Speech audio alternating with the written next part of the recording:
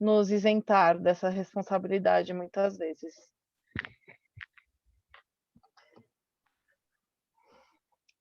Bom, eu posso dar uma provocada aí em vocês? Como que vocês, assim, agora a gente está num desgoverno que não faz sentido a gente falar sobre a atual situação de como é levada a questão da sustentabilidade e de aquecimento global, etc. Mas, tirando essa parte do atual governo, como que vocês enxergam o trabalho do Brasil em relação a isso aí nos últimos anos? Ai, Jesus. Do Brasil todo. Eu acho que a gente tem que pegar um pouco do local, mas também tem o macro, né? A gente tem os dois pontos, né? Na política.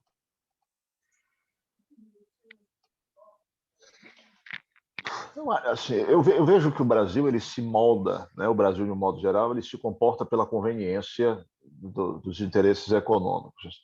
As adaptações ambientais, sustentabilidade, elas viram uma espécie de roupa para você fingir que está fazendo alguma coisa diferente.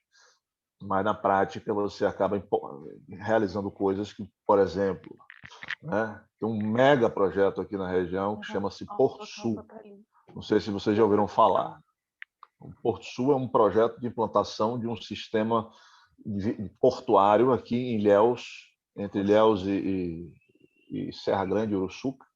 É um mega projeto de mineração, envolve um porto gigante, uma estrada de ferro gigante que vai sair daqui de Ilhéus e vai chegar até o Tocantins.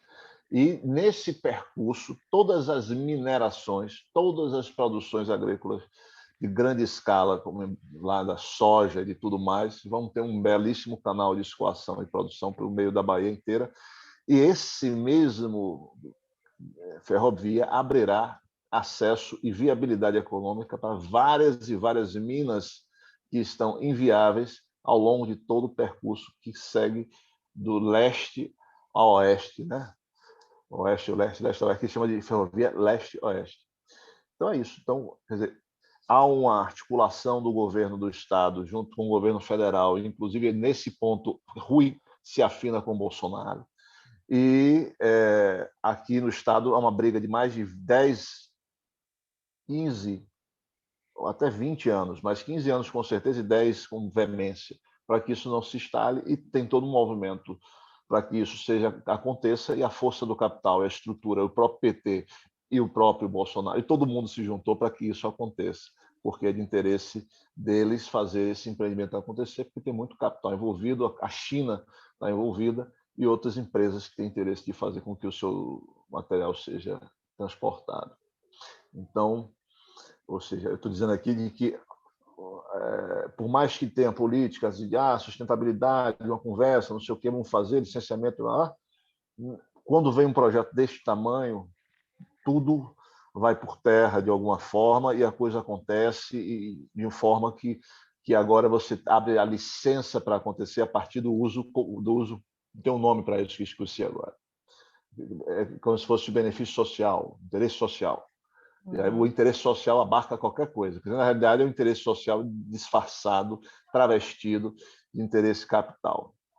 Então, é isso, uma reflexão. É até interessante o que você está contando agora, porque a minha teoria política, eu faço parte de um partido de direita, que é o Novo, mas a minha teoria política não existe ideologia no Brasil. Não Sim. existe. Ela simplesmente é baseada em interesses.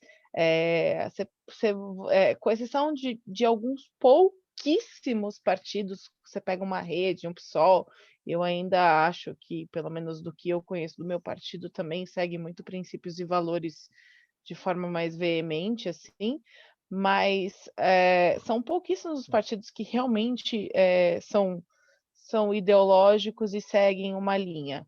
E outro ponto que para mim, aí é o lado positivo, talvez, de não ter ideologia, estou falando das pessoas que têm boas intenções políticas, é que a ideologia também ela é o caminho, mas não necessariamente o fim é diferente.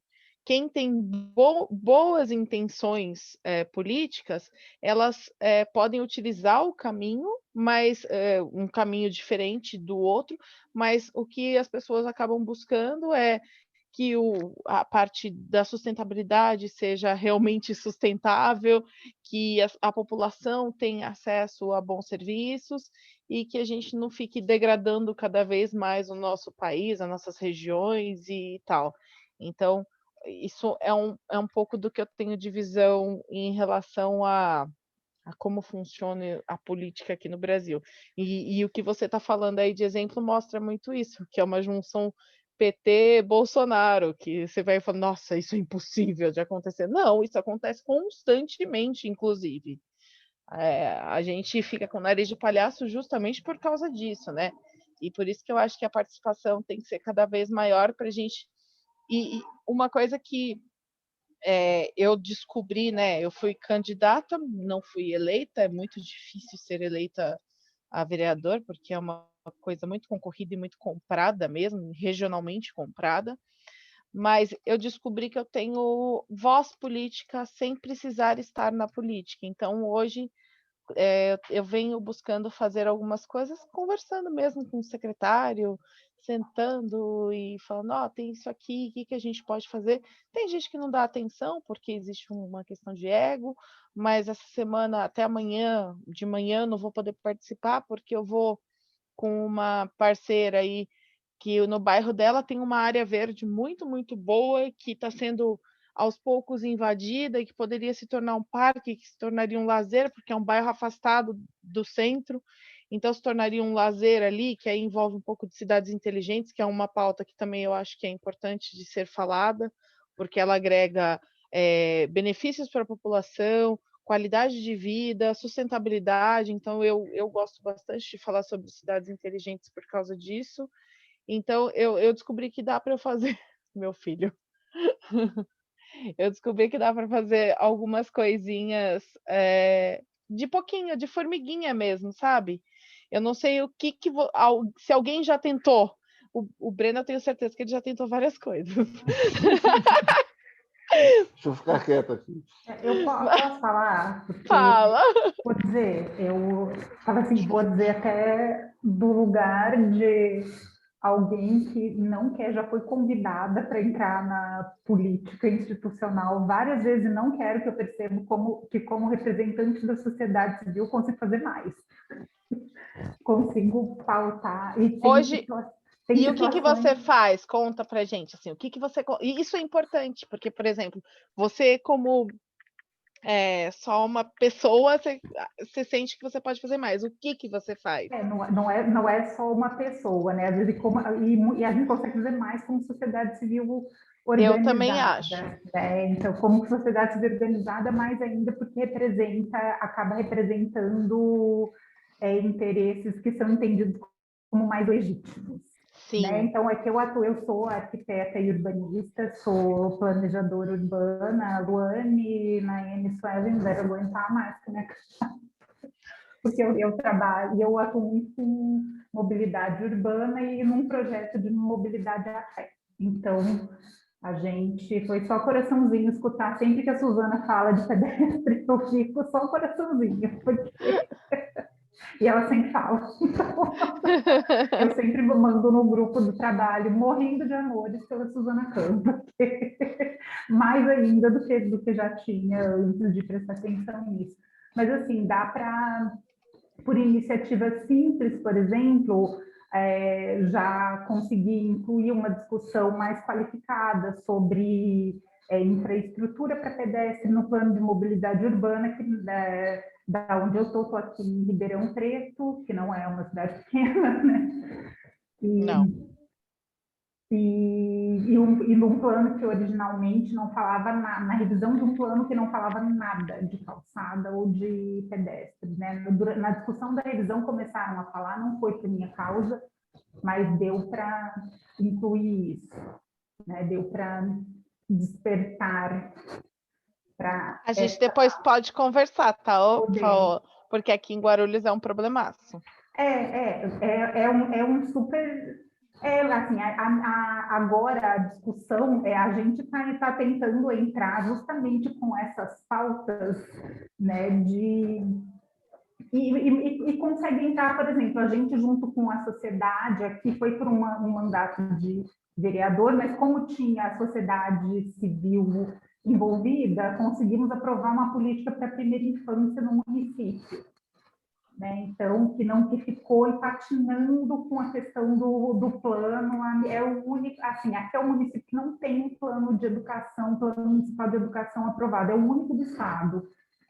Então, e tem um pessoal, aí eu não estou envolvida, mas assim, mas tem muita gente da sociedade civil que está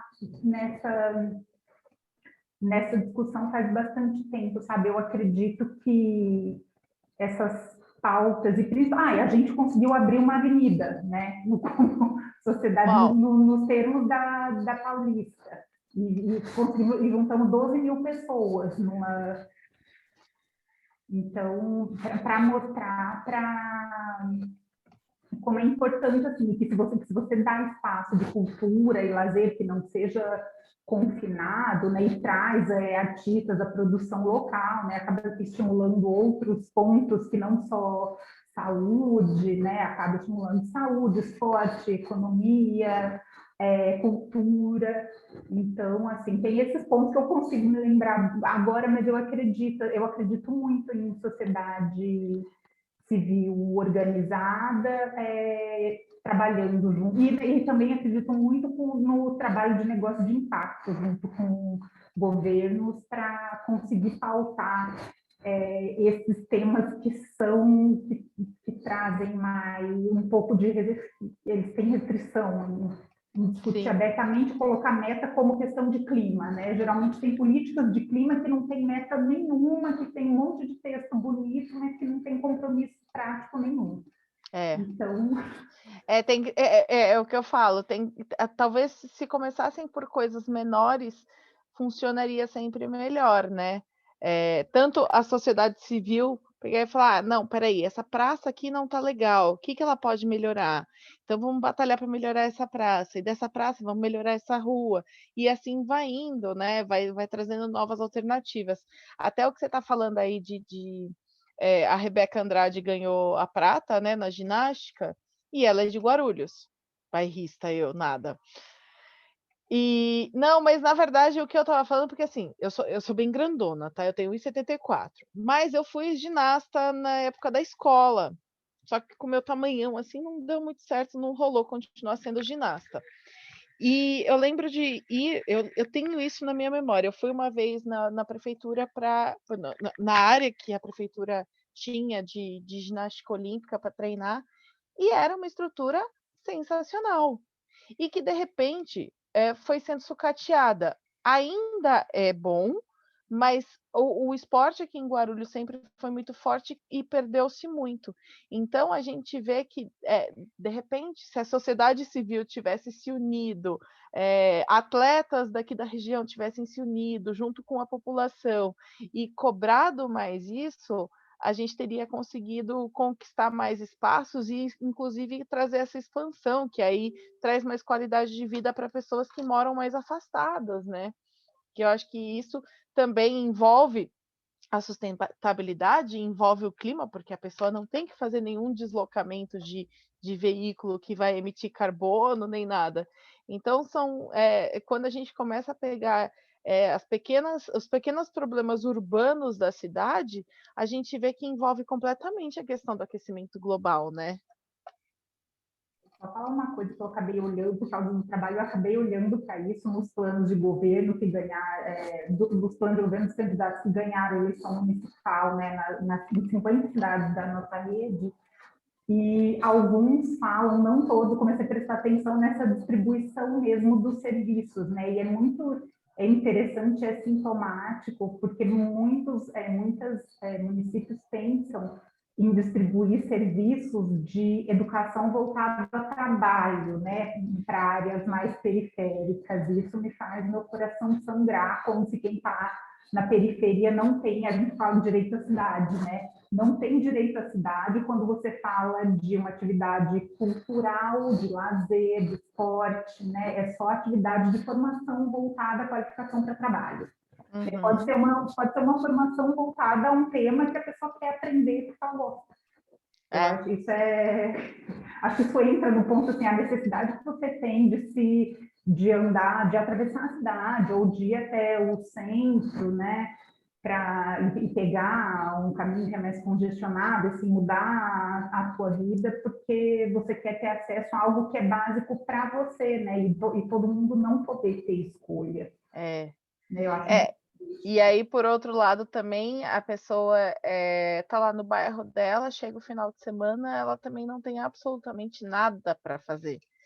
Ela fica ali, aí vai para o boteco, ou tem que se deslocar para o centro, ou tem que simplesmente ir para coisas que são negativas, inclusive, né? Que acaba tendo como alternativa, são coisas que não trazem benefício nenhum, não trazem, não enriquecem a vida das pessoas. Eu acho que nas periferias falta muito isso, assim, eu venho acompanhando. Tem muita periferia hoje que cresceu fortemente o comércio realmente eu vejo que tem muitos bairros aqui, pelo menos em Guarulhos, que cresce muito, mas aí só gera um consumismo, não gera uma atividade, não gera um conhecimento ou uma diversão pura e simplesmente, ou a prática de uma atividade física, e isso também é uma coisa, eu não sei como que é nas cidades de cada um que está aqui, mas isso aqui, pelo menos numa cidade grande como Guarulhos, é a segunda maior de São Paulo, é bem problemático.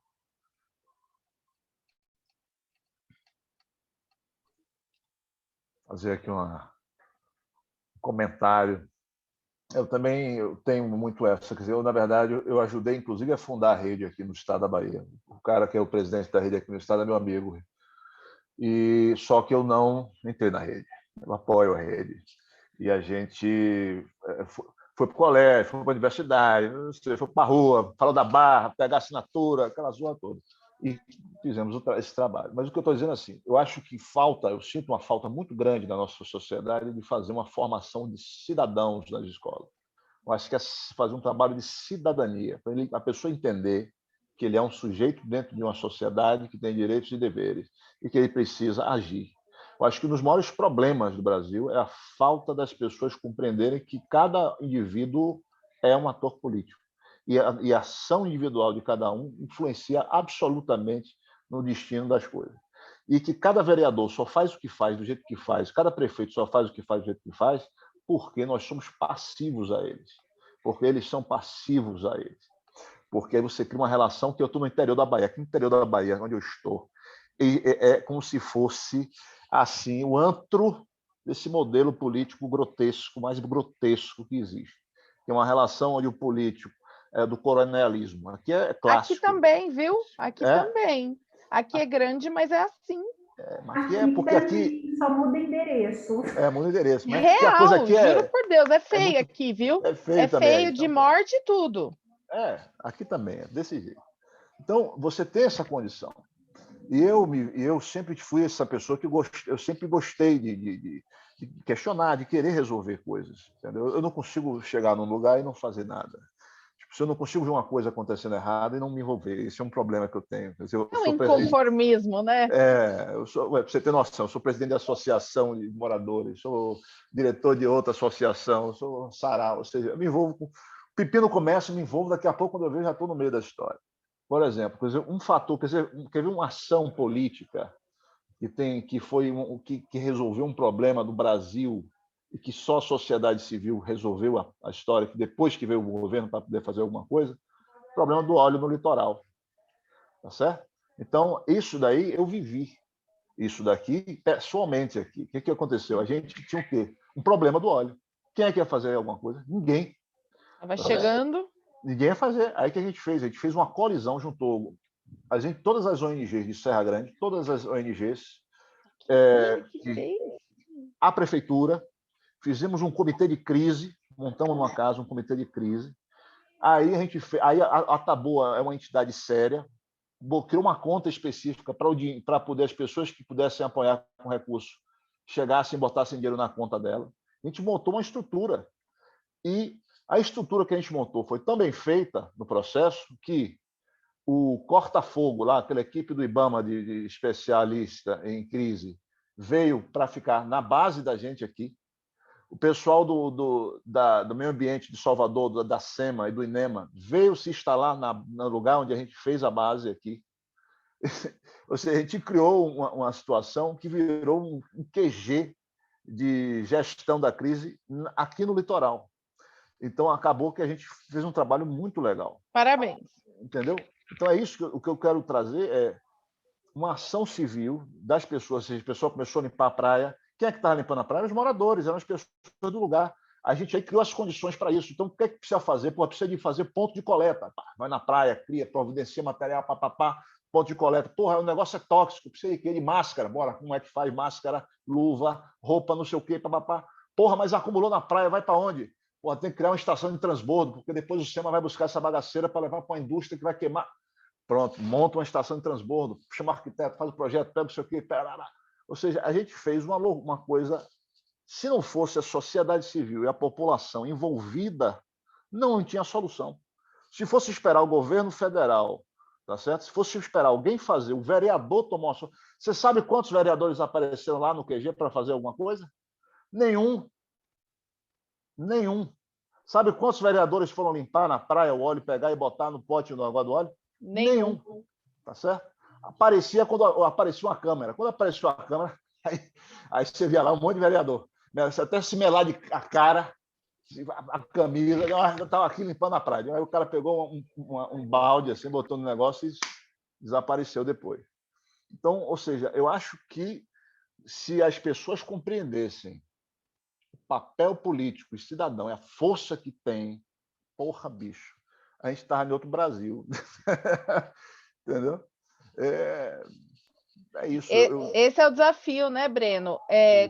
Eu estava hoje numa discussão sobre isso. Como é que a gente puxa as pessoas? Como é que a gente... E aí, na conversa que a gente estava tendo anterior sobre as comunidades, envolve muito isso, né? Porque, vamos falar sobre clima nas comunidades. Mas eu acho que, inclusive, antes, a gente tinha que falar dessa parte de responsabilidade como cidadão, né? Mostrar o papel que cada um tem. E aí a gente mostrar, então você é responsável como cidadão, então você tem responsabilidade política, você tem responsabilidade sobre o ambiente, você tem responsabilidade sobre as crianças, você tem responsabilidade... E aí você consegue ir mostrando, mas muitas pessoas hoje não se enxergam, as pessoas não se enxergam sequer como parte disso, né? Elas estão meio que isoladas e isso dificulta também essa parte que você está falando de tipo puxar as pessoas para cá, né? Falta senso de responsabilidade. Eu acho que é isso. Fala aí, Paula. Eu acredito que tem um ponto anterior ainda, que é que tem a pessoa não só responsabilidade, mas antes de tudo a vontade de ter o cuidado, algo bem antes da gente querer ser responsável, que tem aquela história, né? O que quem ama cuida. Eu olho muito para esse ponto, sabe? Para esses tipos de aprendizados relacionados à empatia, ao amor que eu tenho por aquele lugar e a vontade que eu tenho de cuidar dele. Né? E eu acredito muito, acho que o Breno que colocou isso de manhã, foi da história, que eu até coloquei assim, no papel das expressões culturais, para chamar a nossa atenção para esse tipo de iniciativa e até dos lugares, sabe? Fazer uma caminhada fotográfica para você entender qual é entender aquele lugar em detalhe, ter um olhar concentrado, não tirar foto tirar foto daquele momento rápido para colocar na rede social, mas prestar atenção naquele lugar, no que tem de interessante, no que chama a minha atenção ali, eu quero manter.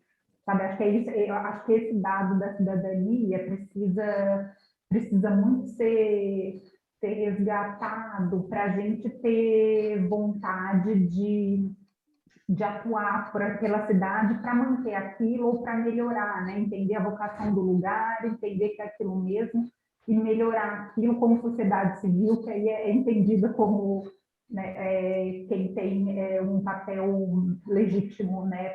Porque ele falou legítimo em função de não ter interesse econômico, não ter interesse político envolvido, né? Para, no momento de apontar um problema, uma solução, sabe? Então, eu vejo muito nisso. E outro ponto que eu acho que é importante também, que me dói o coração, é achar que, outra fala que eu já escutei, que isso acontece na escola. Eu acho que se a gente entender o mundo como escola, isso também funciona mais fácil, cidadania, porque cidadania a gente só aprende se a gente tiver experiência de cidade, experiência de contato, experiência de tudo que está acontecendo, né, no lugar onde a gente mora, como isso pode acontecer em outros lugares do mundo, e eu não acredito que é dentro de uma sala que a gente vai descobrir isso.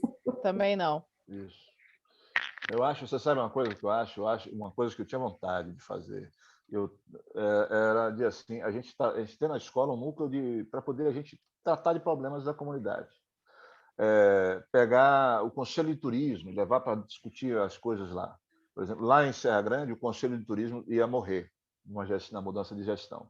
Quando eu vi que isso ia acontecer, aí juntamos um grupo, digo, meu irmão, vamos pegar esse negócio da transição aqui, a gente faz um coletivo de transição. Quando chegar o novo secretário aqui que assumir, a gente pega e passa o poder para o novo secretário, mas a gente fica com esse negócio na mão, porque senão ele vai largar e não vai ter nenhuma estrutura, e na hora que eles assumirem vai ser do jeito deles. E aí a gente fez isso, a gente assumiu o conselho. E hoje o Conselho de Turismo ele é um conselho forte em Serra Grande, porque a gente construiu isso com a sociedade civil, ele se mantém. Tudo que acontece de errado na cidade, a gente traz para dentro do conselho e discute ali. De briga de cachorro na rua a desenvolvimento da cidade, plano diretor urbano, acaba acontecendo ali dentro. O de meio ambiente funciona porque o de meio ambiente hoje faz licenciamento. Então, você sabe, todo interior faz funcionar o Conselho de Meio Ambiente, porque para licenciar precisa passar pelo Conselho, então esse aí está estruturado. Conselho da cidade, Conselho de Cultura, Conselho de Turismo, essas coisas, às vezes, Você não sabe, funcionam. Breno, que existe um problema, pelo menos aqui onde eu estou, que, bom, primeiro passa pelo ego das pessoas, então a gente tem um Convention Bureau aqui, por exemplo, em Guarulhos, e eu tento manter contato com o responsável, mas você vê que sempre rola uma questão de ego, não adianta você ficar apresentando alternativa, ele tipo sempre fala que, já fiz isso, já estudei isso, mas no fim das contas não coloca nada no papel, sabe? Que eu vejo que tem bairro aqui que tem potencial para se desenvolver, trazer turista para a cidade e que não é aproveitado. E eu acho que eu não sei, pelo menos do que eu tenho de contato aqui, eu vejo pouco funcionar, sabe? Não funciona porque não há uma apropriação do conselho.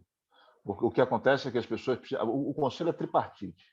O conselho precisa geralmente aqui, então você tem sociedade civil, terceiro empresários, né, no caso nosso aqui, né, a parte empresarial, sim, e o poder público. Então, por exemplo, eu faço parte do Conselho do Parque do Cunduru, do Conselho da APA Itacaré Serra Grande, do Conselho de Turismo de Serra Grande, do Conselho do Meio Ambiente de Serra Grande, do Conselho do Meio Ambiente de Itacaré, da Câmara de Desenvolvimento do Território, do Conselho de Turismo da Câmara Técnica da Costa Cacau. Eu não sei nem como é que você conseguiu gravar tudo isso que você faz parte. Que dirá como é que você consegue fazer parte de tudo isso. Não, mas porque no fim, o que acontece é o seguinte, parece que é uma maluquice, mas na prática, a maioria das pessoas no território que dialogam são mais ou menos as mesmas pessoas. Então você acaba todo mundo conversando e resolvendo todos os problemas, que os problemas são os mesmos, só que sobre óticas diferentes. Então aqui eu estou olhando o meio ambiente dessa questão, aqui eu estou olhando o turismo dessa questão, aqui eu estou olhando o cuidado com o parque dessa questão, e aí a gente acaba tendo esse olhar. Mas eu digo assim, a apropriação do conselho, o que acontece é que os conselhos são apropriados politicamente para poder atender aos interesses de alguém. Geralmente, você tem uma estrutura política que quer realizar alguma coisa, aí você cria uma reunião de conselho onde você bota os empresários que querem fazer o empreendimento, os caras da política que estão todos engajados com o interesse de apoiar o empresário com uma conversa fiada de que querem fazer o bem comum, e uma sociedade civil capenga que está, de algum modo, comprado pela empresa e pelo político. O cara, a associação de bairro, não sei o que, de Joerana, não sei das quantas. Pronto, esse cara daqui é o cara que faz voto para o vereador Francisco aqui, que é o cara da... Ou seja, você cria uma apropriação. É isso que a gente não pode deixar acontecer. Quando isso... Entendeu? Se você muda isso aí... Aqui o negócio é feio, assim, do que eu vi, assim.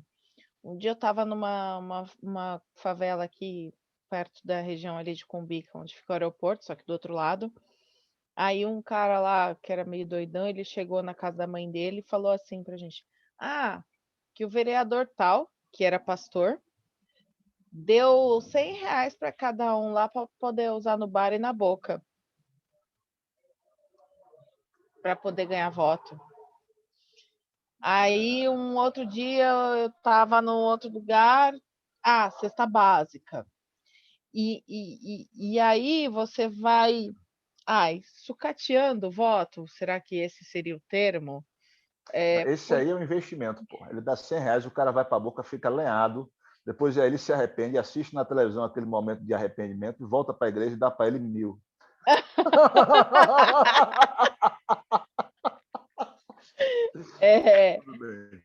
Enfim, mas assim, a gente vê que politicamente falando, a gente ainda está refém de um sistema totalmente corrupto na base. Eu não estou falando corrupto ali quando o cara já está eleito, não. Está corrupto na base, no começo de tudo.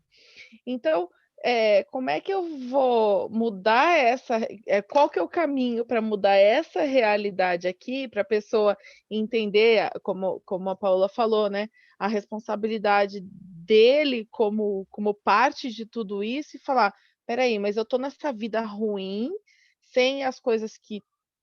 E é engraçado que também que as pessoas, às vezes, elas não entendem que elas merecem mais do que aquilo.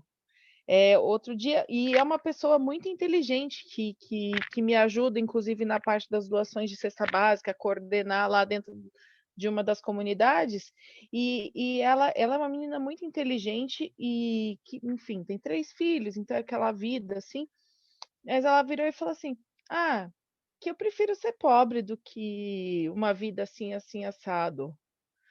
Eu não estou falando que tenha problema, mas a pessoa, ela é uma pessoa que vai atrás, ela faz curso, quando eu mando para ela, ela se inscreve, vai atrás de fazer uns cursos online, mas ainda assim, ela não se enxerga como merecedora de coisas melhores, que, não, isso aqui tá bom. E eu não, e pode ser que seja excelente a vida que ela tenha dentro da realidade que ela está lá inserida. Realmente ela tem uma vida num padrão até melhor que a maioria. Mas se ela puxa, de repente, sei lá, se ela monta um negócio lá que começa a dar certo, se ela começa a fazer bolo e vender bastante, e ela chama uma outra pessoa para vender com ela, e aí vem outra pessoa que vai começar a fazer as vendas. Então, ela mesma é capaz de fazer a comunidade dela melhorar. Se ela ficar naquele marasmo, naquela mesmice, achando que o que eu tenho tá bom, do jeito que tá bom, ela não consegue nem melhorar o ambiente que ela está inserida e que os filhos dela estão inseridos. Então, aí falando do clima, também entra nessa mesma coisa. Então, se você não se preocupa em deixar o ambiente ali que você está melhor, em buscar alternativas para não sofrer tanto com os problemas que a sustentabilidade não feita gera, que os problemas do clima geram, que aí dá enchente no córrego que é do lado da casa dela, e faz ela perder tudo. Fica difícil da pessoa entender que tem um caminho, uma alternativa melhor, digamos assim. Só um comentário sobre o que eu vejo, na realidade, essa é uma condição pensada. Assim, na verdade, é como se você tivesse a instituição do cabresto, até hoje. Então, o que você tem hoje é um cabresto, só que é um cabresto que ele não velado. É explícito. É velado. É velado. Então, você precisa ter pessoas frágeis, ignorantes, em estado de necessidade, para que eu possa estar na política. Então, a lógica do Brasil é isso. Então, eu vou dar a Nossa, dentadura. Eu vi isso na minha, eu vi, não foi ninguém que me disse, não, eu vi.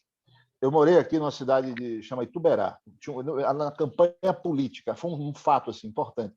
Aí, na minha rua, ali embaixo, tinha uma casinha de um cara que era um vereador, ponto. E logo à frente tinha uma área que era uma área que não pode tirar pedra porque está dentro de uma encosta e tem uma placa do IBAMA escrito lá, proibido tirar pedra. Pronto. No período eleitoral, essa placa do IBAMA proibido tirar pedra sumiu, certo? Todo mundo podia pegar pedra. E depois, a casa desse vereador tinha uma fila. Era uma fila que ficava na porta desse cara todo santo dia. Aí era dentadura, era R$100, era R$50, era cadeira, sei lá, qualquer porcaria, peruca, entendeu? Fralda para criança, pão para não sei o quê, vara de pescar para pescador. Ou seja, você falou da dentadura, eu lembrei de uma situação que a mulher, imagina, a campanha foi durante a pandemia, então todo mundo usava máscara. Aí eu tava numa rua de comércio, a mulher virou para mim, ela tava com a máscara, aí ela viu que eu era candidata, então ela virou, abaixou a máscara e falou: "Você me arruma um dente?" Assim. exatamente. E eu falo, termina, Não, Breno. isso, o cara aí dizia, não, claro, peraí que está aqui. Aí tirava o dente assim e dava para ela uma dentadura. Acabou. É isso, pô. E eu vou contar que depois que a pessoa é eleita, isso não muda, né? Porque eu conheço alguns vereadores e gente que trabalha em gabinete e é gente pedindo de colchão para cama para fazer mudança, até alguém para fazer mudança. Então, assim, tem esse paternalismo que é arraigado, que começou com o coronelismo, né? Que o Breno falou, e eu queria colocar uma outra coisa também que tem a ver com o olhar que eu enxergo, que é o da construção da cidade, que é do cansaço, né? Que para você se envolver, assim, o cansaço e como a estrutura, não só da gente se envolver, né, nos momentos de construção e decisão em relação a políticas públicas, né, os horários, porque tem que ser no horário, por um lado, tem o funcionalismo envolvido e eles não podem sair do horário de trabalho deles, mas nesse horário a gente também está trabalhando. Eles colocam no horário que a gente não pode participar, né? A não ser que a gente tenha o trabalho remunerado pela sociedade civil e trabalhando com incidência, a gente não consegue participar. Quando, né? E agora mesmo assim, em alguns momentos, agora com a pandemia, alguns momentos de participação, construção coletiva são virtuais, só que não é todo mundo que tem acesso. Né? E tem até a política federal de não dar acesso. Uhum. Né, a internet nas escolas, que as escolas não conseguem nem acessar o sistema da Secretaria de Educação para cumprir as atividades básicas deles relacionadas ao que eles precisam passar para a secretaria mesmo, né? E às vezes nas próprias diretorias de ensino não conseguem. Então, acho isso bem complicado. E outro ponto também de manter, tanto quanto esse coronelismo se perpetua, né, a dificuldade de ter novas caras, né, na política. Até, acho que nessas eleições municipais, em alguns lugares andaram aparecendo, acho que num percentual um pouquinho maior do que a gente está acostumado, mas acompanhando candidaturas de pessoas próximas de mim, muito amigas, o quanto partidos de esquerda, tidos como super exemplo, não dão recursos para candidaturas de mulheres, pretos, quem é E é LGBT. direito, Então. é direito da mulher ter, E é obrigatório para o partido, né? Chamam as pessoas por conta da cota e não dão. Não, mas vai além disso, Paola, não é só a obrigação de ter. Existe uma certa verba que tem que ser direcionada para a mulher obrigatoriamente, eles fingem que direcionaram e vai para aquele super candidato deles. E tem candidaturas várias de mulheres pretas periféricas com R$0 do partido, né? As que eu conheço, todas, nas últimas eleições. E são pessoas assim que eu conheço, que são próximas, então não é alguém contou e vi na matéria. Né? Então, assim, o quanto o sistema está construído e tem pessoas ali, sei lá, soldadas naquele lugar, porque aí acho que volta tudo para a falta de educação cidadã mesmo, né? E como é que tem alguém que vota, né? Porque o Brasil não é... Acho que na pandemia ficou revelado que o Brasil não é o país do homem cordial. Eu não, para mim, a população que eu acredito brasileira não é esse povo bacana que é vendido lá fora. Muita gente tem a mentalidade que é representada por quem foi eleito nas eleições passadas. Acho que é um susto, mas eu É acredito real. que é realidade, porque tem muita gente que ainda apoia isso e acredita nisso mesmo, né? É assustador, né? Mas é a verdade, eu acho que é importante a gente lidar com a realidade, né? E ver como renova isso, porque se a gente não tiver um grupo que está fazendo a política institucional mais plural, eu não acredito nessa mudança de quadro, do quadro, assim, do cenário do país e dos estados e dos municípios, só coincidência da sociedade também não. Total. Até é engraçado, né? Porque eu acho que o meu partido tem um problema muito, muito grande em relação a pautas como a sustentabilidade. É um defeito que ele tem, grande. Faltam pessoas que falem sobre isso. Agora surgiu uma vereadora daqui de São Paulo que ela está se atentando mais a essas pautas, mas é muito, muito raro, muito difícil isso existir. E é uma pauta que a esquerda pegou para si, né? Mas que no fim das contas pegou por uma questão que eu acho que eu vejo mais como marketing do que como algum ato efetivo, assim como você falou de as cotas de mulheres que não são respeitadas.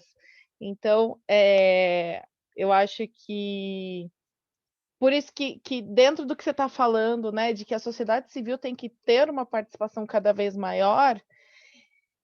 Agora, como fazer essa sociedade civil, e isso eu estou falando de todas as classes sociais, passarem a ter essa responsabilidade, passarem a enxergar que elas são parte disso e que elas podem e são agentes de mudança, que são os verdadeiros agentes de mudança. Uma coisa que me incomoda muito é o termo poder público.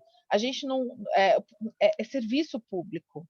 Inclusive os vereadores, os deputados, o presidente, eles são nossos servidores públicos, porque são dos nossos impostos que saem os salários deles, são dos nossos votos que eles estão lá, então não existe poder nenhum, existe um serviço prestado e muito mal prestado, muito mal prestado. Não são autoridades. Não! Precisa desmistificar isso. Autoridade. Precisa Chegou a parar de autoridade prefeito. colocar. Que porra de São autoridade? nossos Chegou um servidor funcionários. prefeito. Não pode colocar eles num pedestal, porque esse pedestal inexiste. Mas aqui é assim, é Deus. O prefeito chega, é uma divindade. Então, mas a gente precisa pensar em formas de mudar essa conotação, porque não dá mais para a gente viver dessa forma. Eu acho que essa é uma das grandes chavinhas, viu, para virar. Uma coisa bem rápida. Aqui tem um vereador clássico, que é um cara mais votado, daqui do município. O mais votado ganha aqui 850 votos. Certo? Você consegue ganhar aqui com 300 e poucos votos. Eu tive 354 votos. Pronto, aqui você ganhava. Mas aqui, ele teve 850. Você sabe como é que ele faz? Esse cara não sabe fazer nada. Ele não sabe nem falar direito. Ele não deve saber. Bom, você não sabe nem falar direito. Ele não sabe nem como é que funciona o trâmite da Câmara, né? Ele não sabe nem o que é ser um vereador. Entendeu? Ele não sabe o que é ser vereador. Ele faz as coisas por alguém que fez para ele, mas tudo bem. Na prática, ele tem disponível ele tem 2 carros que ficam à disposição da sociedade ali para poder ir para o médico, para não sei onde, 2 carros com um motorista. A dona Maria teve uma dor de barriga, precisa ir para não sei onde. Vai lá, pega a dona Maria, leva para não sei onde. Não sei o quê. Isso, mas não é uma coisa assim discreta, uma coisa explícita, assim, uma coisa entendeu? E de todo nível. Ela leva para Costa Cacau, pega não sei o quê. Aí, quando a gente também quer ajudar, o tratamento das pessoas com a gente é como se fosse um vereador que está querendo apoiar. Aí você tem que... É uma coisa doida. É impressionante. E é isso, porra. Aí a gente fez uma campanha de um amigo nosso lá. E aí depois, compra de voto. Aí depois disse, não, o voto aqui é R$100. Então, ou seja, sabe, você vê que todo o esquema é podre. Então, mas as pessoas elas precisam começar a entender que esses R$ 100 tem um custo altíssimo para elas ao longo desses 4 anos. Exatamente. O que é R$ 100 na vida de um ser humano, numa eleição que depois o voto dela dura 4 anos? Não é nada. E a pessoa se vende por 100, por 50, por 200, se fosse 1.000, não pagaria. Nani ali. Oi, gente, boa tarde. Eu acho que eu vou falar um pouco assim do que eu penso, um pouco da minha visão. Então, eu acho que essas coisas assim, eu acho que depende muito. Eu acho que você tem que analisar o contexto do que a pessoa está vivenciando, porque às vezes, pelo menos aqui na minha cidade, também tem muito isso, das pessoas venderem o voto, e a gente sabe. E é tipo assim, é bem descarado. E é horrível. Mas a gente também tem que pensar e refletir que a gente está num lugar de privilégio de compreender tipo, as consequências disso ao longo prazo. Mas essa informação de qualidade, de uma forma didática, não está inserida em nenhuma política pública, em nenhuma política social, não está fazendo nenhuma atividade. Então, se a gente for parar para pensar, tipo, hoje, um botijão de gás está custando R$ 100. Então, às vezes, a pessoa está ali naquele momento, então, às vezes, a única saída que ela vê é aquilo ali. É aquela forma dela, não sei, comprar um pão para a semana, comprar um arroz para o filho dela, para a família, para a semana inteira, para ela ter o mínimo para se alimentar e para comer. Eu sei que hoje a gente. Hoje não, há pouco tempo, né? Acho que, se não me engano, em 2014, uma coisa assim, o Brasil saiu do 2009. Ai, desculpa, não lembro direito, mas enfim, bem recentemente o Brasil saiu do mapa da fome. Mas agora, com a pandemia, o Brasil voltou. E mesmo assim, o Brasil saindo do mapa da fome, isso não significa que as pessoas vivem em situação de precariedade. Pelo menos aqui, eu moro na Baixada do Rio de Janeiro. Aqui onde eu moro, a gente vê muitos lugares que tipo, as pessoas moram ainda em casas feitas de madeira, sabe? De coisas que elas encontram no meio da rua e faz um barraquinho ali. Aqui Eu total moro também. próximo a uma estação de trem. Então, as pessoas costumam fazer muito isso perto da beira da linha do trem. Então, você vê como que essa precariedade está no nosso cotidiano, na nossa sociedade, está tão próximo da gente. Não sei onde vocês moram, enfim, como que é, mas pelo menos aqui a gente ainda vê muito isso. Então, Aqui tem muito. E eu vou falar assim, eu planejava ser candidata a alguma coisa? Não. Eu só vi que, primeiro ponto, falta mulher, me incomoda demais não ter mulher na política. Segundo ponto, eu peguei e falei, eu vou aproveitar a candidatura por uma educação pela política, entendeu? De que eu sei que eu tive voto em praticamente todas as regiões daqui de Guarulhos, é uma cidade grande, eu não rodei todas as regiões, mas eu conversava olho no olho com cada pessoa, porque isso que você está falando é muito importante. É você sentar, pegar na mão e mostrar para a pessoa que o custo disso aí é muito alto. Então, se ela buscar uma pessoa alternativa que não seja eu, e eu falava muito isso, não precisa ser eu, mas estuda quem você vai votar, não vota só porque essa pessoa vai te dar X, Y ou Z. Para mim, tinha muito mais a ver com isso, assim, o fato de eu ter sido candidata, do que efetivamente eu queria ser vereadora e tal, porque não entra ego nesse, que eu sei que é uma coisa bem comum na política. mas eu acho também que um pouco para além disso, é a gente que está nesse lugar de privilégio tentar ocupar esses espaços dessas pessoas para fazerem ações também, não só mostrar de forma didática ou tentar fazer ela entender que aquilo ali vai fazer mal para ela a longo prazo, vai fazer mal para ela e para toda a sociedade a longo prazo, as consequências disso, do nosso voto e tudo mais, mas também fazer alguma coisa efetiva, porque aquelas pessoas elas precisam de ações que sejam naquele momento, naquela dificuldade que ela está passando, que ela está inserida.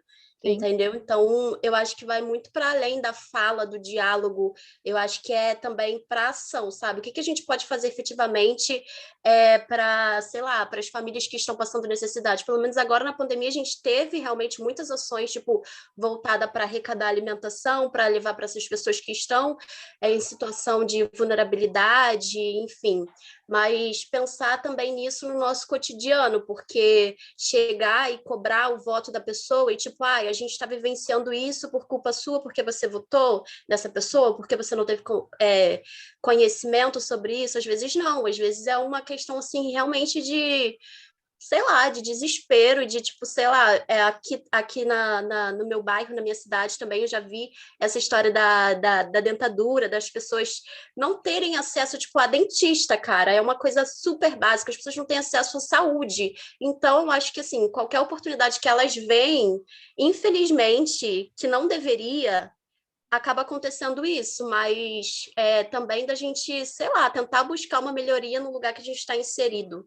Mas é o que o Breno falou, Naine, é um ciclo, né? Eles fazem questão de manter essas pessoas na miséria. Não então, nós que temos acesso à informação, que nós temos que criar quebrar esse ciclo. Eu acho que nós que somos responsáveis por quebrar esse ciclo. E depois que acabou a eleição e tal, eu justamente comecei a fazer um trabalho social por causa disso. Eu quis desvincular totalmente de política, não é uma coisa que eu quero, tanto que tem outras pessoas da sociedade civil envolvidas, mas eu falei, não dá para eu ficar só assistindo as pessoas passando perrengue. Tem que ter alguma.